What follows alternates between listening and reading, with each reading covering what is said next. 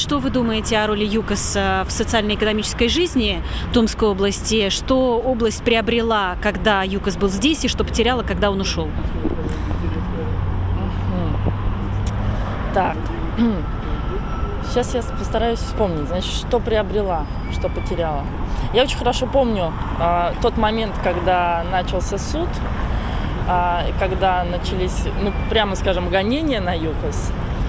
Я тогда была очень-очень активным молодым человеком, девушкой в смысле. Я очень активно участвовала в ЮКОСовских программах с 18 лет. Лично я, что потеряла, я ездила, когда ЮКОС был, у меня была возможность ездить в Москву, мне это оплачивали, меня обучали. Причем я бы хотела заметить, на всех этих обучающих программах нам не говорили ни слова о политике. Я когда приезжала, меня спрашивали, чему там учили? Так, вас, наверное, зомбировали, наверное, вас агитировали за кого-то. Я говорю, вы знаете, если я агитировали, я не поняла за кого. Потому что, буду конкретно, были курсы по креативному мышлению. Нам рассказывали, что такое местное самоуправление. Нас учили писать бизнес-планы. Нас учили находить деньги под свои проекты, как начинать свой бизнес. Как это связано с политикой, я не знаю. Если связано, то очень косвенно. Это то, что ЮКОС дал лично мне.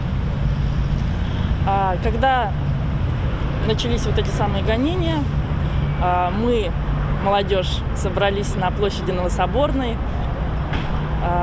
И я прекрасно помню, как ребята стояли с транспарантами, и я увидела, что потеряли другие люди. В частности, чем занимался ЮКОС? Он оплачивал обучение учителей. Учителя учились работать с интернетом. У нас это огромная проблема. Может быть, кто-то не знает, но многие наши учителя с компьютером на «вы». ЮКОС тратил на это деньги. Какая ему была выгода, тоже непонятно. Да, детские площадки.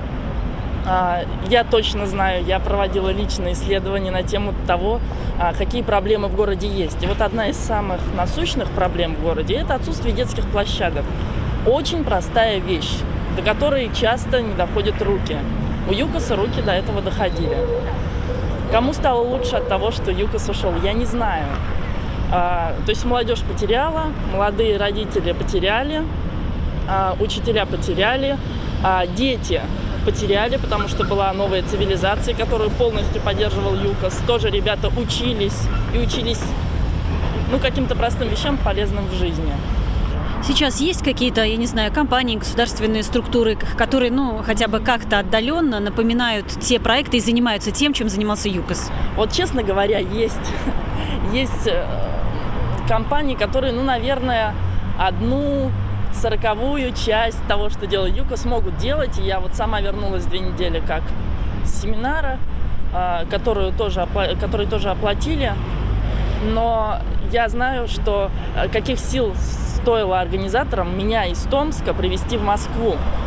Потому что сейчас, общаясь с ними, я знаю, они мне говорят, у нас есть возможность приглашать ребят с Урала, из Петербурга, но не дальше. За Уралом все. Для ЮКОСа никогда не было проблем. Приезжали из Томска, из Улан-Удэ, с Дальнего Востока. Все приезжали и все помогали. Все могли учиться. И были еще программы ЮКОСовские в Москве, на которые я знаю, что именно из-за Урала очень много людей приезжало. Сегодня у нас, живущих подальше от столицы, стало намного меньше возможностей куда-то ездить. Это точно. А вот что касается студентов, я знаю, у тебя ведь есть знакомые, которые ЮКОСовские стипендии когда-то получали. Да. Это кто-то заменил? Есть вообще альтернатива сейчас? Что касается стипендий. Стипендии есть разные. Среди моих знакомых есть умные ребята, которые получают ботанинские стипендии, например. Но зная ситуацию вообще с нашими стипендиями, которых не хватает на проезд, и которые совершенно какой смысл бороться за нее, я даже не знаю. Сегодня, ботанинским стипендиатом стать намного сложнее, чем получать стипендию ЮКОСа того же. И на сегодня, конечно, ситуация стала хуже. Да, она не стала... Нельзя говорить, что произошла какая-то катастрофа. Да не произошла катастрофа. Но стало жить ощутимо хуже молодым людям. У них стало меньше возможностей. В частности, у меня совершенно точно стало меньше возможностей. И я не умираю, да, но могло бы быть гораздо лучше. И я не знаю, зачем стало хуже? Кому вообще стало лучше от того, что мне стало хуже? Вот мне бы хотелось узнать ответ на этот вопрос. Как вы оцениваете роль ЮКОСа, присутствие ЮКОСа, когда он был для региона? Насколько, в общем, что-то изменилось в жизни региона, в экономике, в социальной жизни региона с присутствием ЮКОСа здесь? И что наша область потеряла, когда ЮКОСа, собственно, не стало на территории Томской области? За весь регион в целом мне говорить сложно, поскольку я не являюсь ни экономистом, ни социологом, я историк. Нефтяником я тоже не являюсь, поэтому в этой части трагедия ЮКОСа меня, наверное, задела только опосредованно. Чем я еще занимаюсь? Я являюсь исполнительным директором фонда «Открытый Томск», который являлся продолжением фонда «Открытая Россия», когда-то созданного Михаилом Борисовичем Ходорковским. И в рамках деятельности этого фонда существовала очень интересная система школ публичной политики. Это была такая площадка, на которой встречались эксперты самых разных политических взглядов, и слушатели, которые приходили, тоже имели разные политические взгляды. И люди имели возможность общаться друг с другом, говорить на серьезные темы, касающиеся страны в целом, региона. Но это была свободная зона общения. Система эта создавалась, начиная с середины 2000-х годов. Тогда в Томске этим занималась Мария Кречетова. Я уже по наследству принял фонд и школу. И, к сожалению, с уходом «Открытой России» это, по сути дела, все и закончилось. Когда фонд Сороса был вынужден покинуть Россию, Михаил Борисович, он, создавая фонд «Открытая Россия», рассматривал его фактически как правопреемника фонда Сороса, как независимый источник финансирования отечественной науки, в том числе и гуманитарной науки. Ведь тоже интересно было наблюдать, благодаря региональным СМИ, как эволюционируют взгляды Ходорковского. Сначала он говорил о том, что его социальная ответственность ограничивается тем, что он платит налоги и дает рабочие места. А все, что касается дополнительных каких-то проектов, которые он якобы, как считали тогда, сторонний наблюдатель должен вести, то это, вообще говоря, его не касается. Но чем дальше шла жизнь, тем больше он понимал, что ограничиваться только сферой технического применения своего таланта он не может. И тогда было заметно, как стало активно развиваться его сотрудничество с академическими учреждениями, как стали появляться стипендии ЮКОСа, как стали выделяться гранты на исследования, в том числе далеко уходящие за рамки, собственно, проблем с теми, с которыми сталкивался ЮКОС как нефтяная компания.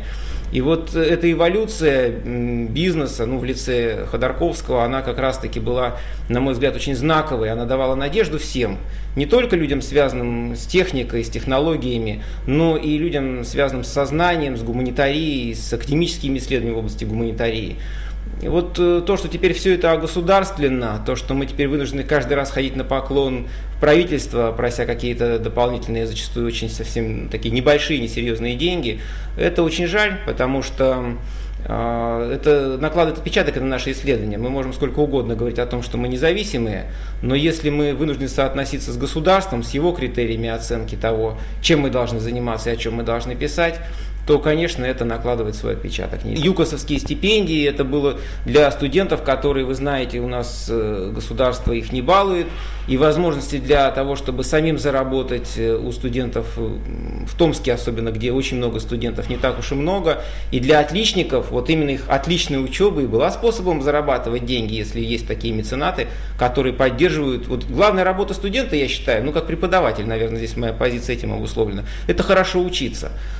И если студент занимает активную общественной работой, занимается, замечательно. Если он где-то еще работает, замечательно. Но если он при этом не успевает, не осваивает основную свою профессию, очень жаль. И поддерживать талантливых студентов, которые могут хорошо учиться, это чрезвычайно важно. У ЮКОСа была такая программа. И жаль, что, опять же, что ее больше нет.